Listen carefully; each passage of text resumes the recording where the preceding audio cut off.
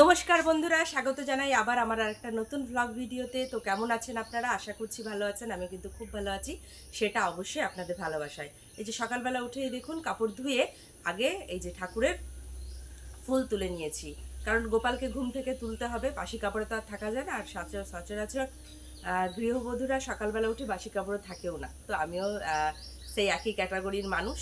তো সকালবেলা উঠে আগে বাসি কাপড় ধুয়ে মন্দির মুছেছি। মন্দির মোছার পর ঠাকুর বাসনগুলো সব মেজে ফুলটা তুলে নিয়েছি, তুলে গুছিয়ে রেখে দেবো। বেলায় স্নান করে তারপরে পুজো করে নেবো। ঘরের কাজ মিটে গেছে, এবার বাসি বাসনগুলো মেজে নেবো, কারণ সকালবেলা উঠে বাসি পাট সেরে আগে পুজোর কাজটা মিটিয়ে নিয়েছি। সগড়িটা ধরিনি, কারণ স্নান করিনি, আমার ঠান্ডা লেগে যায়। তো চলুন বাসনটা মেজে নিয়ে চলে আসি।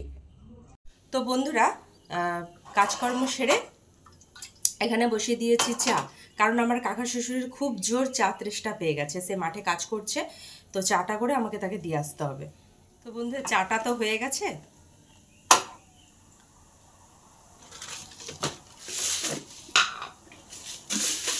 চিনি দিতে ভুলে গেছিলাম, এক্ষুনি কেস গন্ডগোল হয়ে যেত।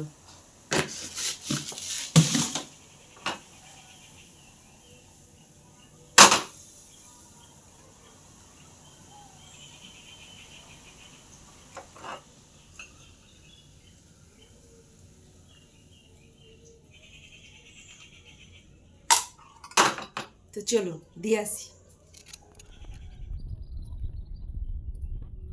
কি রে তাই?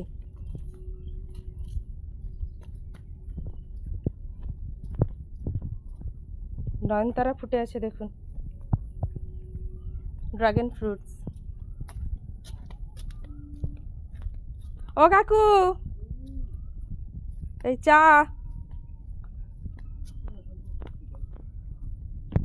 ওটা কি আম গাছ গো? এটা হচ্ছে যে ল্যাংরাম। আচ্ছা। আর ওপাশে আছে দশহরি, 12 মাসি। ও, ওই যে মুকুল হয়ে আছে যে এটা? মুকুল হয়েছে, এটা 12 মাসি আম গাছ। ও, আর দশহরি কোনটা? সেই যে যেটা হয়েছে ওই যে? হ্যাঁ, আর ওই যে ওখানে দশহরি হয়ে আছে অনেক। ও, আর সেই পাশে আছে ল্যাংড়া আম আছে, দশহরি আছে। ও আচ্ছা। এগুলো যত্ন নিতে হবে। আম গাছের যত্ন নিয়ে প্রচুর আম ফলবে। মিরাকুলাম দিতে হবে, একটা কীটনাশক ওষুধ দিতে হবে, দিলে ভালো আম ফলবে। ভালো আম ফলবে। কীটনাশকটা আগে দিয়ে তারপরে মুকুল আসার আগে মিরাকুলাম দিতে হবে, মুকুলের পরে একবার মিরাকুলাম দিতে হবে। দিলে এটা ভিটামিন জাতীয় ওষুধ। এই ওষুধে ফলনটা ভালো হয়, গাছের ফলটা ধরে রাখে। আচ্ছা, মুখেই শুনে নিলেন যে তার মানে সব কিছু এত কিভাবে ফলন হয়, তো তার রহস্য। তো একদিন অবশ্যই যে সবজি, শাকসবজি কিভাবে এত ফলাচ্ছে মানে কাকু কোন পদ্ধতিতে, সেটা অবশ্যই কাকুর মুখেই একবার শুনবেন। আমি আপনাদেরকে ভিডিওটা শেয়ার করব। তো কাকু কিন্তু মানে যেটাই লাগায় খুব সুন্দরভাবে হয় সেটা আপনারা দেখেনি, আমি তো ভিডিওতে সব কিছুই দেখাই। এই দেখুন, কালকে কেচেছিলাম, গোছানো হয়নি, এক রাশ ভর্তি। তো এইগুলোকে আগে গুছিয়ে নিই, ওদিকের কাজ তো মিটলো, এগুলোকে গুছিয়ে নিই, রান্না পরে হবে খন। তো বন্ধুরা, এখানে ছেলেকে খাওয়াতে বসে গেছি। এই যে জামা কাপড় কিছুটা গোছানো হয়েছে, এখনও গোছাতে হবে। এই যে টাঙানো হয়ে আছে সব, এগুলো গোছাবো আজকে।